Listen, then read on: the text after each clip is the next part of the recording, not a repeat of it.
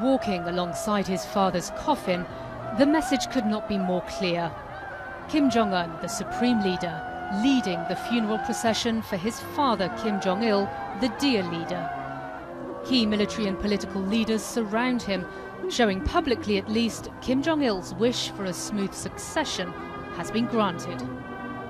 The coffin, preceded by a giant portrait of a smiling Kim Jong-il, was then driven through the snow-laden streets of Pyongyang. Tens, possibly hundreds of thousands of mourners lined the streets. Soldiers bowed their heads, their caps in hand. Men and women alike wailed and beat their chests as the coffin passed them by, at one point rushing forward to get closer to the procession.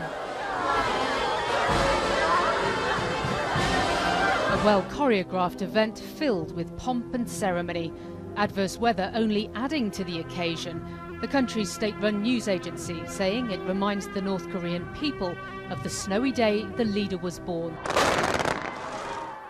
A thunderous military salute to send off a leader who ruled his people with an iron fist for 17 years, a man who developed a regime based on a cult of personality and terror.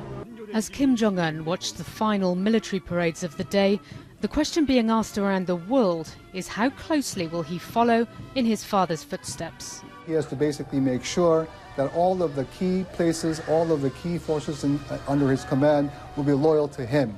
Number two, he's got to provide basic economic means to his citizens.